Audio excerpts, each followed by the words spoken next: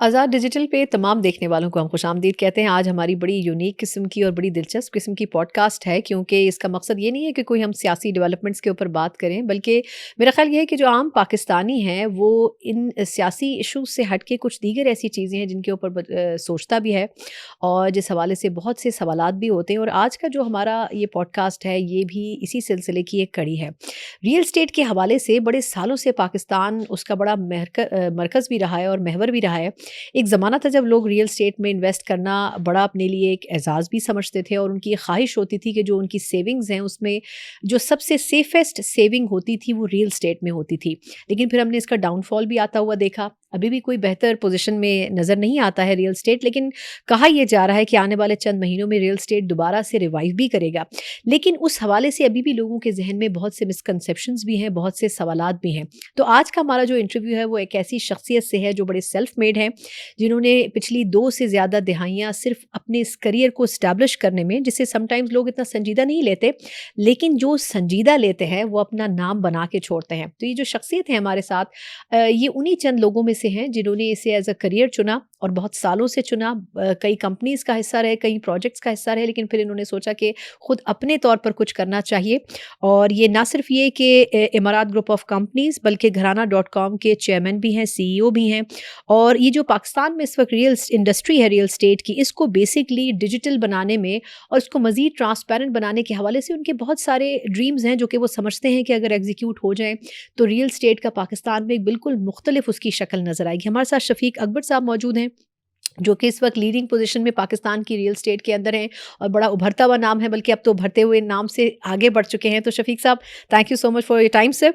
और दूसरा, अगर आपके तारुफ में कोई कमी रह गई हो तो मैं माजरत चाहूँगी, क्योंकि माशाल्लाह से इतनी चीज़ें आपने की हुई हैं, मतलब आपकी क्वालिफिकेशन और ये सारी चीज़ें, कि मैं परेशान हो गई थी। मैं सोच रही थी कि पता नहीं आप रियल स्टेट में क्यों हैं, आपको तो किसी और मतलब ज़बरदस्त किस्म के प्रोफेशन में होना चाहिए था। बट आई हैव रियलाइज कि आपने जो कुछ भी अचीव किया है अपनी ज़िंदगी में, उसमें आपकी एजुकेशन ने भी बड़ा एक एलिमेंट रोल प्ले किया है। तो सर, पहले तो मुझे ये बताएं कि ये रियल स्टेट जैसे प्रोफेशन को चूज़ करने की वजह क्या थी? आई थिंक जो आपने कहा है ना कि किसी और ज़बरदस्त प्रोफेशन में होना चाहिए था। हाँ, इसको आपने ज़बरदस्त तो बना दिया है, लेकिन वैसे कैसे आना हुआ इसमें? देखिए, रियल एस्टेट खुद बहुत ज़बरदस्त हुँ, प्रोफेशन है। आई थिंक ये एक ऐसा प्रोफेशन है रियल एस्टेट जिसमें ये आपकी बात बिल्कुल सही है कि हुँ, पाकिस्तान में इसको इतने अच्छे तरीके से नहीं देखा जाता। हुँ, लेकिन अगर आप दूसरे मुल्कों की बात करें, हुँ, हुँ, यहाँ से हमारे बहुत सारे लोग आजकल दुबई जाना चाह रहे हैं। मैंने हुँ, सुना है कि वीज़ों का इशू है। हुँ, लेकिन दुबई की अगर बात करें या बहुत हुँ, सारे और मुल्क जिनकी बात की जाए, हुँ, इवन हुँ, सऊदीया की बात की जाए, हुँ, आजकल जो बड़े-बड़े इनिशिएटिव्स हुँ, सऊदीया में हो, सब रियल एस्टेट के। हुँ, तो ये अनफॉर्चुनेटली पाकिस्तान में हमारा ये एक इशू है कि हमने हुँ। रियल एस्टेट को उतना अच्छा प्रोफेशन नहीं बनाया। अच्छा, जिन्होंने बनाया उन्होंने फिर डिलीवर भी किया और उन्होंने बहुत नाम भी बनाया, तो आप भी उनमें से एक हैं।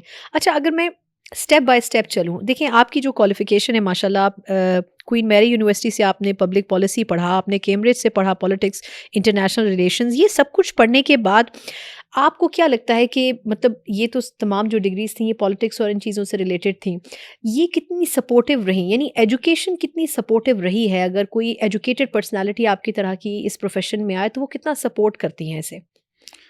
पॉलिटिक्स तो इसलिए पढ़ा कि पाकिस्तान आगे काम करना था। अच्छा, हर इंसान बहुत को पॉलिटिक्स पॉलिटिक्स, का इधर समझ होनी बहुत चाहिए। पॉलिटिक्स है। सही। ठीक। वैसे मज़ाक कर रहा हूँ। Um, I have an academic career and um, then a professional um, career. Um, मेरा प्रोफेशनल करियर शुरू से ही रियल एस्टेट रहा है। अब ठीक। 26 साल हो गए मुझे रियल एस्टेट में। हुँ, और रियल एस्टेट के बारे में जो पाकिस्तान में लोगों का एक ख़्याल है कि रियल एस्टेट ये प्रॉपर्टी की ट्रांज़ैक्शंस हैं या प्रॉपर्टी हुँ, डीलिंग या इस तरह की जो हुँ, बात बात करते हैं। एक्चुअली रियल एस्टेट ये नहीं है। हुँ, आपने भी बात की रियल एस्टेट की अपने इंट्रो में कि रियल हुँ, एस्टेट इंडस्ट्री इंडस्ट्री भी नहीं है। हुँ, इंडस्ट्रियल सेक्टर्स हैं इसके अंदर। ये बहुत हुँ, बड़ा सेक्टर है हुँ, जिसके अंदर बहुत सारी इंडस्ट्रीज़ हैं। यानी आप कह रहे हैं हाउस डिफरेंट प्रोफ़ेशंस हैं इसके अंदर भी हाँ जी, फर्दर। रियल हुँ, एस्टेट तो हुँ, देखें, रियल एस्टेट अगर मैं बहुत ही आसान अल्फाज में बात करूँ, हुँ, हुँ, तो एक प्रॉपर्टी डीलिंग और एक सिटी, हुँ, दैट बहुत इज़ फ़र्क द है। डिफरेंस हुँ, बिटवीन पाकिस्तान में जो हमारी सोच है या ओवरऑल जो रियल एस्टेट है। ठीक। रियल सिटीज़ को कहते हैं ग्रोथ इंजन्स। हुँ, हुँ, जब आप इकोनॉमी की बात करते हैं तो real estate is a sector जिसके अंदर बहुत सारे इंडस्ट्रियल सेक्टर्स हैं। हुँ, हुँ, हाउसिंग कंस्ट्रक्शन, छोटी और बड़ी इंडस्ट्री, सर्विसेज, ये सारे के सारे रियल एस्टेट के अंदर आते हैं। बिल्कुल। तो यानी एक घर फ्लैट ग्राउंड से लेके एक घर बनने तक बहुत सी स्टेजेस और बहुत से उसमें सब प्रोफेशंस होते हैं जिनका कलेक्टिव एक नाम जो है वो आप कह रहे हैं रियल एस्टेट है। लेकिन रियल एस्टेट देखें, रियल एस्टेट की डेफिनेशन जो है ना वो सारी चीज़ें क्लियर कर देती है। ठीक। रियल एस्टेट जो वर्ड है इसका लिटरल मीनिंग या लीगल डेफिनेशन है इमूवेबल प्रॉपर्टी। ठीक, बिल्कुल ठीक। रेल में रेल ज़मीन है, एस्टेट उसके ऊपर जो बिल्डिंग बनती है वो है। तो पूरे दुनिया पे जितनी भी बिल्डिंग्स बनी हैं, जितना भी इंफ्रास्ट्रक्चर है, that is part of real estate, जिसकी वैल्यू तकरीबन 400 ट्रिलियन से ज़्यादा है। पाकिस्तान के केस में $1 ट्रिलियन से ज़्यादा इसकी वैल्यू है। अच्छा, इससे पहले कि हम बाकी चीज़ों पे जाएं, पाकिस्तान में रियल स्टेट आपने कहा कि अच्छा खासा अमाउंट है जो कि बनता है, तो क्या हमारी इंडस्ट्री उतने हिसाब से फ्लोरिश कर रही है या हमने इस इंडस्ट्री को उतना इक्विप्ड किया है कि हम उससे इतना रेवेन्यू गेन कर सकें एज अ स्टेट? जैसे आपने शुरू में कहा ना कि रियल एस्टेट के प्रोफेशन को अच्छे तरीके से देखा नहीं जाता पाकिस्तान में। बस यही समझें कि पाकिस्तान में जो रियल एस्टेट के बारे में सोचा जाता है वही रियल एस्टेट के हालात हैं, और उसमें रियल एस्टेट की कोई गलती नहीं है। हाँ। हमारी गलती है कि हमने इस सेक्टर को 70 साल में बेहतरीन तरीके से इग्नोर किया। ये वो सेक्टर है जो पाकिस्तान की किस्मत बदल सकता है। हमने से मुराद आपका गवर्नमेंट, बेसिकली गवर्नमेंट्स ने। नहीं, एक गवर्नमेंट की बात तो नहीं है ना। 70 साल में कई गवर्नमेंट्स आई। जितनी भी गवर्नमेंट, ये सिर्फ गवर्नमेंट का भी काम नहीं है। देखिए, हम भी सारी जिम्मेदारी गवर्नमेंट को ही देते हैं, हमारी कोई जिम्मेदारी नहीं है। एक ही तो क्वेश्चन मिलता है पंचिंग बैग के तौर पे, हम कहते हैं सब कसूर गवर्नमेंट्स का है। देखिए, it is a collective responsibility, जिसमें गवर्नमेंट भी है, जिसमें प्राइवेट सेक्टर भी है, जिसमें एकेडेमिया भी है, जिसमें इंडस्ट्री भी है, जिसमें एवरी इंडिविजुअल्स रिस्पॉन्सिबिलिटी। जो भी पाकिस्तान का शहरी है उसकी जिम्मेदारी है कि पाकिस्तान की बेहतरी के लिए अपना काम करे, और पाकिस्तान में जिस भी सेक्टर में हम काम करते हैं उसकी बेहतरी के लिए हमने काम करना है। हमारा ये है कि हम बड़े ज़बरदस्त तरीके से हर दूसरे को ब्लेम देते हैं। हाँ। हमारी क्या जिम्मेदारी है, हम आई थिंक वो नहीं, उसको नहीं फुलफिल करते। If we are good professionals, और अगर हम अपना काम अच्छे तरीके से करें तो जिस प्रोफेशन में या जिस सेक्टर में हम काम कर रहे हैं वो सेक्टर बेहतर हो जाएगा ना। एग्जैक्टली, बिल्कुल। अच्छा, आपके बड़े 3-4 बड़े अच्छे प्रोजेक्ट्स हैं जो अभी भी माशाल्लाह हम जिनको देख रहे होते हैं, लेकिन उस पे आने से पहले मैं वो क्वेश्चंस आपसे चंद करना चाह रही हूँ जो एक लेमैन के क्वेश्चंस हैं। हमारे यहाँ प्रॉपर्टी का बड़ा एक बूम आया था एक ज़माने में, जैसे किसी ज़माने में IT का आया था, मुख्तलिफ स्टेजेस पे होता है। लोगों ने अपनी जितनी इन्वेस्टमेंट्स थी, जो सेविंग्स थी, निकाल के प्रॉपर्टी में लगाई। कई लोगों को नुकसान हुआ, कई को फ़ायदा हुआ।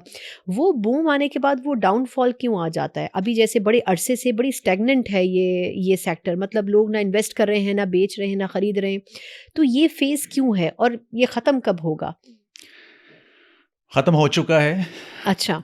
सेकेंडली, ये हमारी थोड़ी सी ना मेमोरी भी, हम थोड़े कम पीछे जाते हैं। शॉर्ट टर्म मेमोरी लॉस है। ये हर मुल्क में, दुनिया में हर जगह पे रियल एस्टेट के बूम्स एंड बस्ट हैं। रियल एस्टेट के अंदर उतार चढ़ाव जो जिसको हम बोलते हैं, ये एक नेचुरल फिनोमिना है किसी भी मार्केट का जिसमें रियल एस्टेट भी शामिल है। ठीक।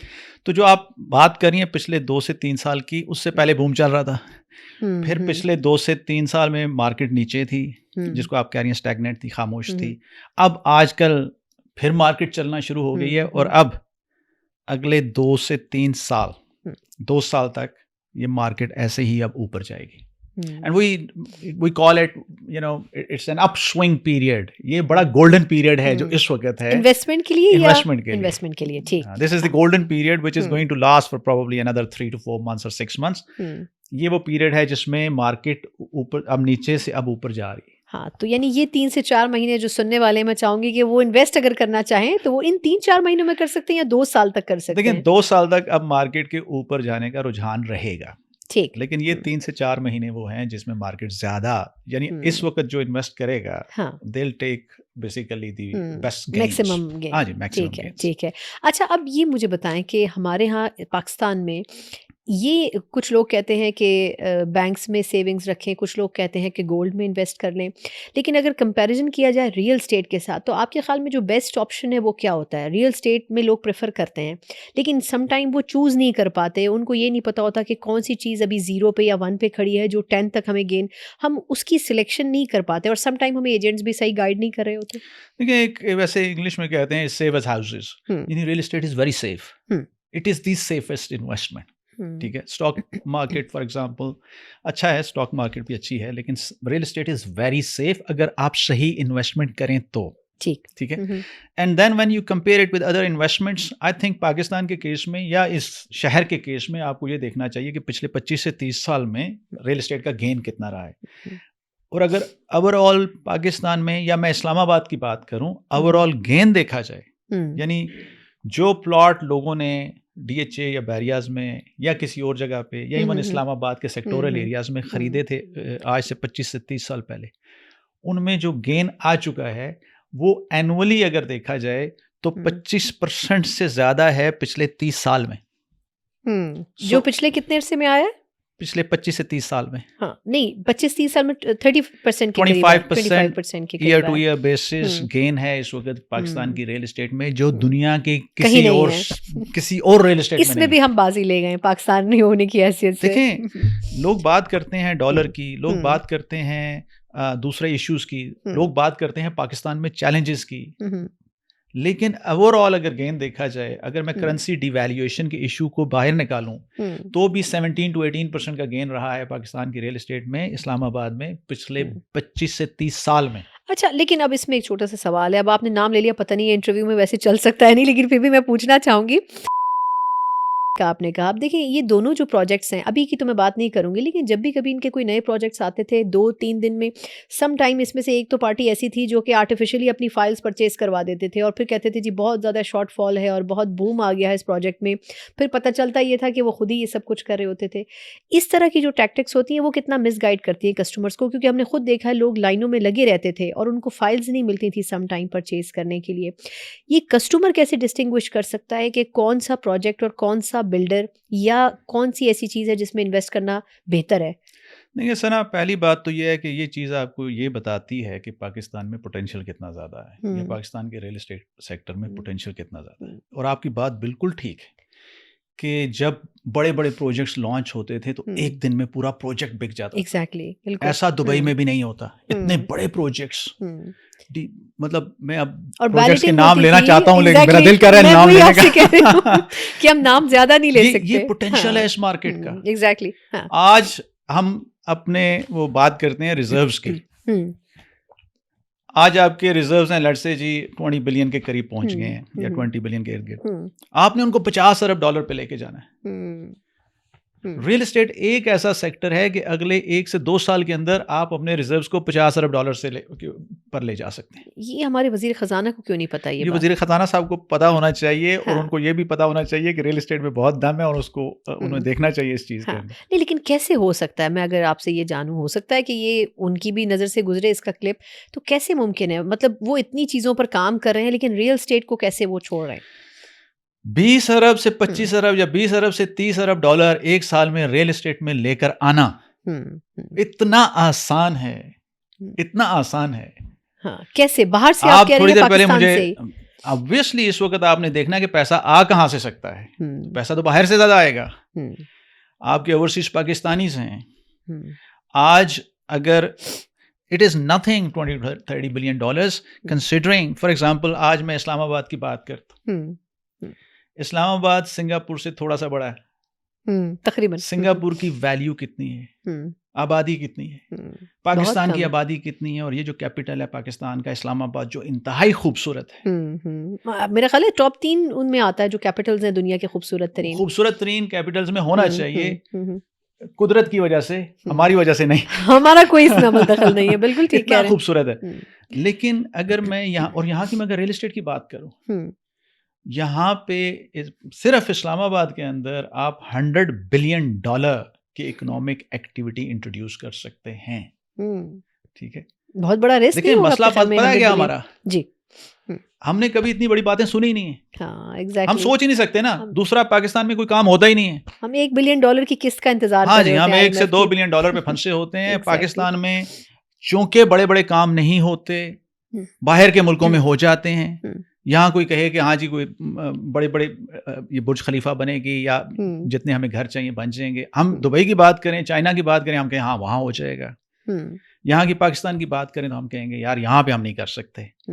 आज हमारा इस्लामाबाद एक्सप्रेस वे और दुबई का शेख जायद रोड, ये दोनों एक जैसे हैं।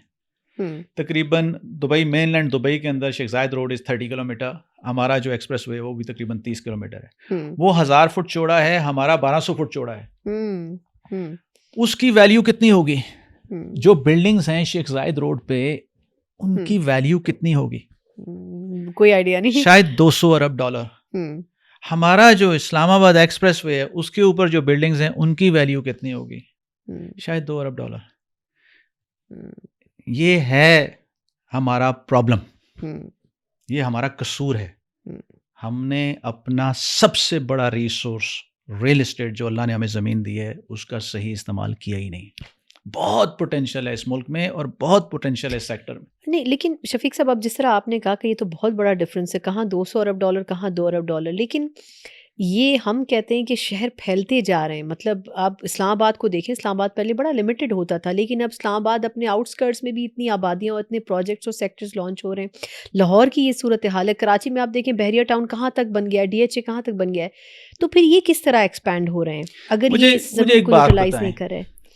लेट्स से आपके पास नहीं, मैं ज्यादा नहीं बताऊंगी, मुझे रियल एस्टेट का ज्यादा नहीं पता, लेकिन आप ही बताएं। आपके पास अगर थोड़ी जमीन है, फॉर एग्जांपल, हाँ, आपको इनहेरिटेंस में मिली है और आपने अब उस जमीन से वो उसको यूज करके उससे कोई फायदा उठाना चाहते हैं, आप क्या करेंगी? ऑब्वियसली सोसाइटी बनाऊंगी, जो सबको सबको करना होता है। सोसाइटी बना के उसको सेल कर देंगे। हाँ, मतलब सारे सोसाइटियों के चक्कर में पड़ गए। वही ना। हाँ। देखें, हमें सबसे पहले ये करना चाहिए और आप भी यही करेंगी, आप किसी के पास जाएंगी और उनको कहेंगी, कोई टाउन प्लानर होगा, हाँ, एग्जैक्टली, पहली स्टेज पे कि हमें बताएं कि हम इस जमीन से क्या फायदा उठा सकते हैं, इसकी क्या यूटिलिटी होनी चाहिए, इससे कैसे हम इसकी वैल्यू को मैक्सिमाइज कर सकते हैं। बेसिकली प्लानिंग आप कह रहे हैं। प्लानिंग। पाकिस्तान की जमीन अल्लाह ने हमें दे दी है, बहुत अच्छी जमीन है। इसमें किसी मैं दुनिया के काफी सारे मुल्कों में गया हूँ, रहा भी पाकिस्तान से बाहर भी काफी अर्सा रहा हूँ। पाकिस्तान जैसी जमीन अल्लाह ने शायद दूसरे मुल्कों को नहीं दी। हम बात करते हैं जमीन की, मौसम की, एग्रीकल्चर की, खूबसूरती की, वो सब कुछ अल्लाह ने दे दिया है, आबादी भी दे दी है। इसकी प्लानिंग नहीं है। ये जो आप बात कर रही है ना, ये जो इशू है, इसमें बहुत दम है, अरबों नहीं खरबों डॉलर हैं। पाकिस्तान में 25 साल में रियल एस्टेट से 4 ट्रिलियन डॉलर की वैल्यू क्रिएट की जा सकती है। ये हमारी जरूरत है। 2 करोड़ यूनिट्स बने पाकिस्तान में 25 साल में, जिनकी जरूरत अगले 10 से 15 साल में, by the way 2 crore units की। मैं कह रहा हूं 25 साल में बनाते हैं। 25 साल में प्लानिंग के तहत अगर पाकिस्तान में 2 करोड़ घर बनते हैं तो 4 ट्रिलियन डॉलर की वैल्यू क्रिएट होती है। वज़ीर ख़जाना साहब को जाके बताएं, या किसी भी मैथमेटिशियन को बताएं, या किसी भी मिनिस्टर्स को बताएं कि जाके कैलकुलेशंस करें। इसमें 80% लो कॉस्ट हाउसिंग है।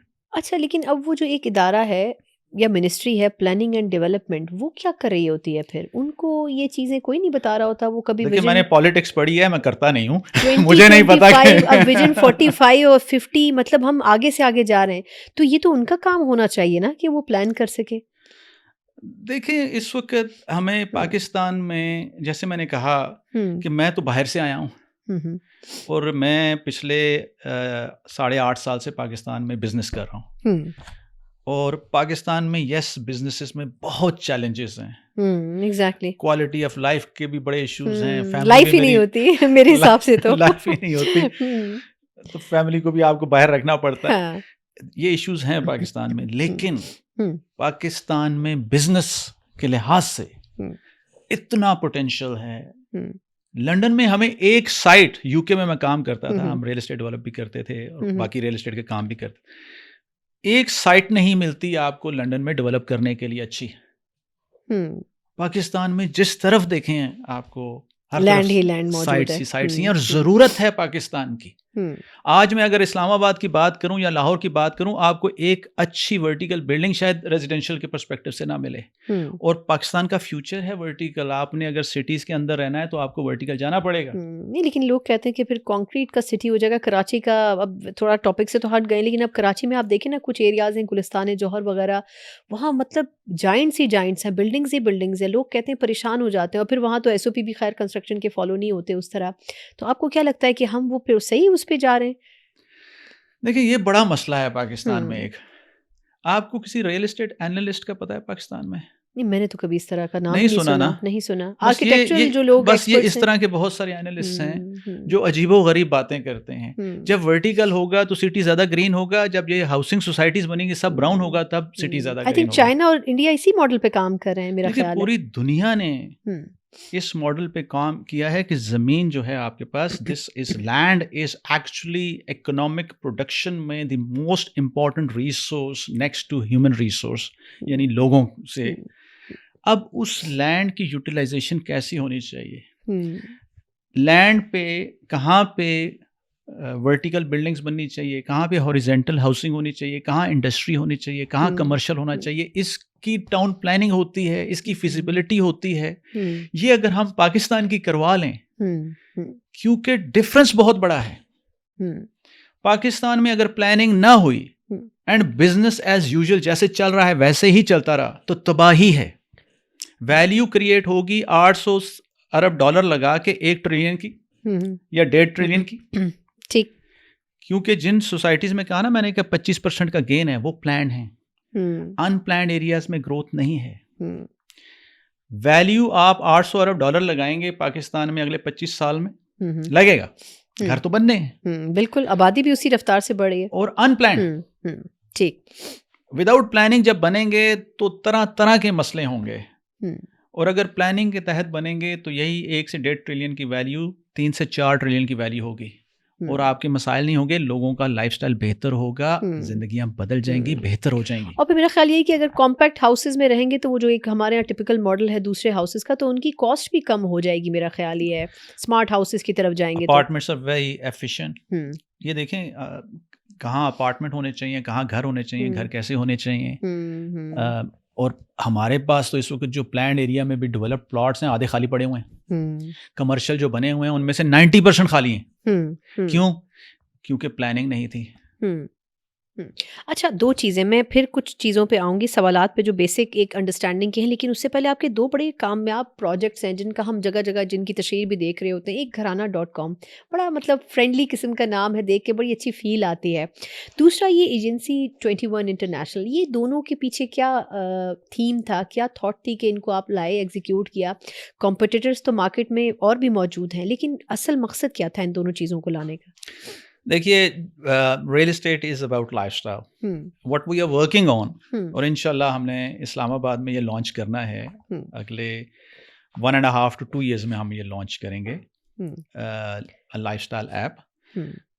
जिसमें हम आपका लाइफ़स्टाइल कैसा होना चाहिए हुँ, हुँ। और बड़ी दिलचस्प चीज़ होगी वैसे अगर ये आए तो। Um. And how can you get maximum out of your life, ये सब कुछ इंट्रोड्यूस करेंगे उसमें। उस हुँ, ये सब कुछ करने के लिए जो पाकिस्तान में हुँ, हुँ, रियल एस्टेट को ट्रांसफॉर्म करने के लिए, ओवरऑल इस सेक्टर को ऑर्गेनाइज करने के लिए, इसकी मैक्सिमम प्रोडक्टिविटी कैसे ली जा सकती है, हुँ, पाकिस्तान में सेक्टर को कैसे बेहतर किया जा सकता है जैसे दुबई या यूरोपियन कंट्रीज में होता है। हुँ, हुँ, उसके लिए हमने 8 कंपनीज बनाई हैं जिसमें से ये 2 हैं जिस um, Graana dot com and agency um, 21। Um, Imarat developments develop करती है। Um, Graana um, dot com is an online portal, agency 21 is an offline estate agency. Um. ये सब एक दूसरे से इंटरकनेक्टेड है। 8 कंपनीज हैं, हुँ, ये मिलके एक ही काम करती हैं। हुँ, ये लाइफस्टाइल किस तरह बेहतर किया जा सकता है हुँ, किसी हुँ, का, ये किस तरह आपके लिए एक बेहतर इन्वेस्टमेंट लाई जा सकती है, ये वो हुँ, काम करती हैं। They all real estate companies, um. अच्छा, लेकिन ये सब अलग-अलग सेक्टर्स में काम कर रही हैं। They all in the real estate sector. Real estate is a big um, sector. Um, देखिए रियल एस्टेट के अंदर हाउसिंग भी है, रियल एस्टेट हुँ, के हुँ, हॉस्पिटैलिटी जैसे अभी एक हुँ, सेपरेट है कि होटल्स हुँ, हैं आपकी, हुँ, वो भी it's part of real estate. So um, we are doing um, hotels as well. We have Imarat hospitality के नाम से, um, so we um, doing um, um, 4 Marriott hotels in um, Pakistan. और अब हमारा है कि हम हॉस्पिटैलिटी में या और भी मैरियट होटल्स, मैरियट के साथ हमारी पार्टनरशिप है तो हम पाकिस्तान पूरे में होटल्स बनाएं मैरियट के साथ मिलके।